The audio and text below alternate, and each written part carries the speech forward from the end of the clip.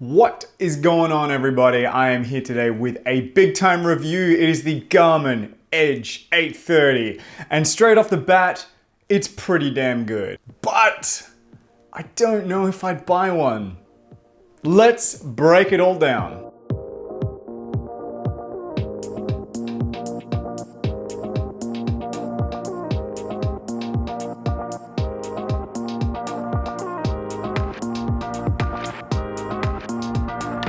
Now, just a really important caveat before we start here. I'm not going to talk about every feature in these things because they only seem to add more and more and more, and I just don't have time to talk about all of that. So I'm going to focus on what is particularly relevant, important, or new.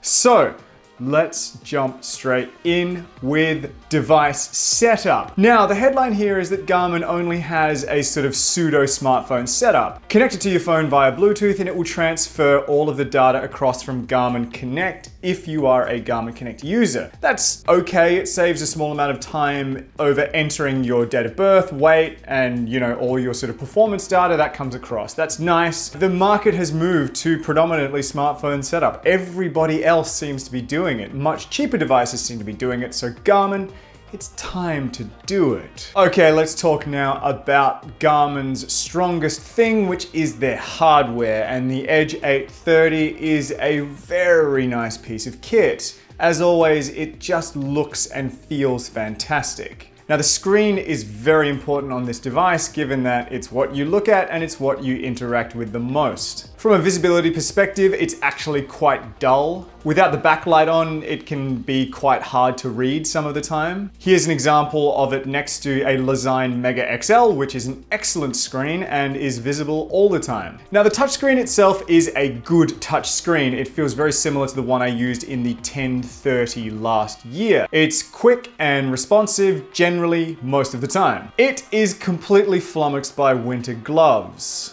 So when you're riding with thick gloves in winter, it can't tell the difference between a swipe to change screens and a press to bring up the menu. So there were rides when I was actually just stuck on a certain page because I could not swipe off it. The next problem is the screen size. The touchscreen was great on the 1030 because it was such a big unit. The 830 is quite a lot smaller, and that just means that everything to do with the touch has to be more precise, which makes it worse. It can be hard when you're riding to press the right part of the screen to do what you want it to do. So yes, it's a good touchscreen, but no, it's not the best implementation of it. It's just too small. Okay, the next ace up Garmin's sleeve has always been their maps, and again, generally very good, but again, a few problems. The 830 ships with the same beautiful maps as the 1030. I love them. There's so much detail, and you can have data fields on the screen at the same time. Again though, the screen size just doesn't really make the most of them. It feels a little bit cramped, especially after using a 1030. Garmin has made a big leap forward with their integrations. You can now, through the iQ app,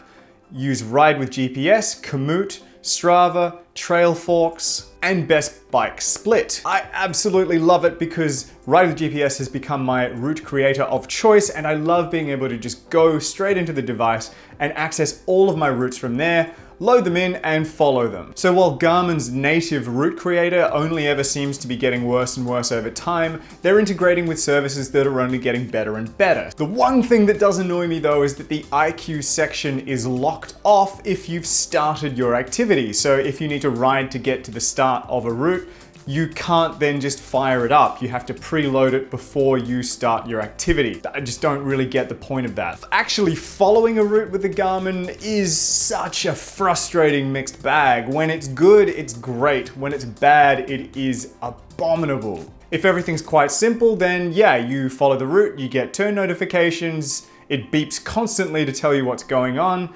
No worries. But if there's ever any complexity in your route, then the unit just seems to freak out. I did a gravel fondo with some sections that you kind of went out and back the same way. It was a 105k ride. 5k's in, it said I was off the route despite following a signposted route, and it didn't recognize me as being back on the route until there was about 20k's to go. So this whole section in the middle of about 80 kilometers, it was giving me errors and beeping and telling me to turn around. It was infuriating. And that's kind of what it can be when it's at its worst. Such a mixed bag on following routes. Let's talk now about battery life, and Garmin have claimed about 20 hours, but my experience has actually been that it might be better than that. One weekend I did about 4 days of riding and I had navigation on pretty much the whole time, and the backlight was on auto, so it was running a little bit of backlight during that time. It was about 11.5 hours of moving time and it still had 53% left at the end of it, and that was just awesome. Like, I've never had such good battery life from a Garmin.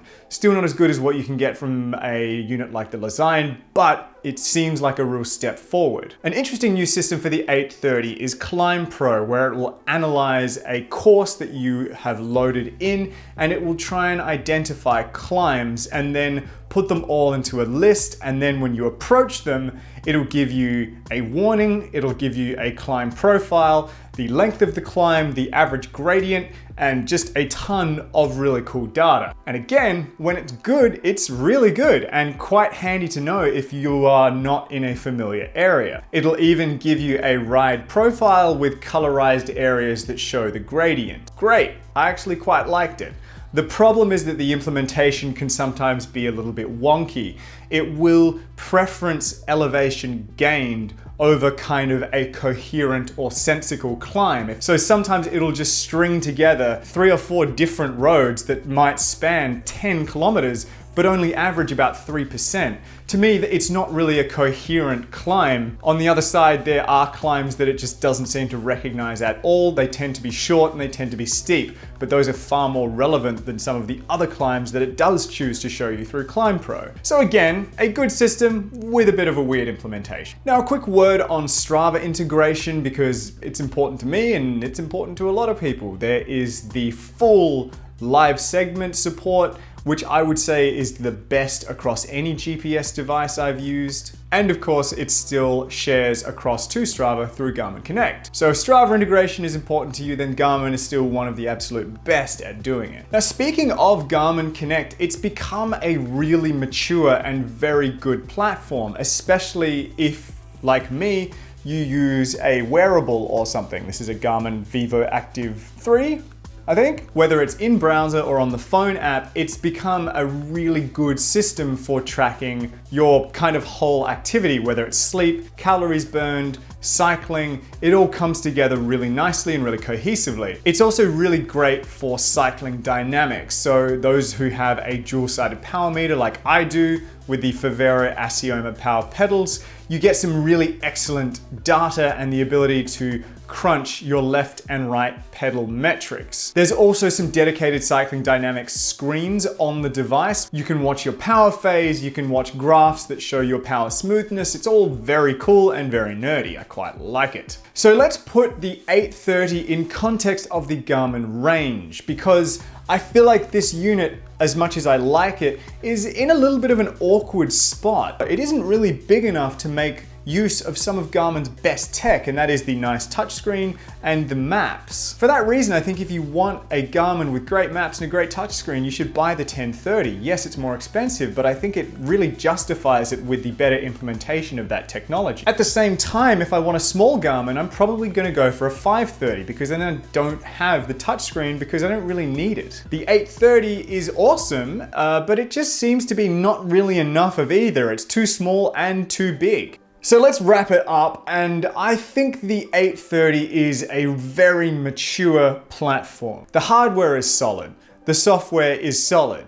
It has enough really good features, despite the fact that not all of them are implemented perfectly, to just be a great all-round device. There's just so much going on in this unit that I can't imagine that people would be unhappy with it. I can't think of many things that it doesn't do well enough, especially now with companies like Wahoo kind of moving up their prices. Garmin as a platform backed by their Connect is becoming more compelling over time. And I think the 830 really does represent a lot of the best of what Garmin can do.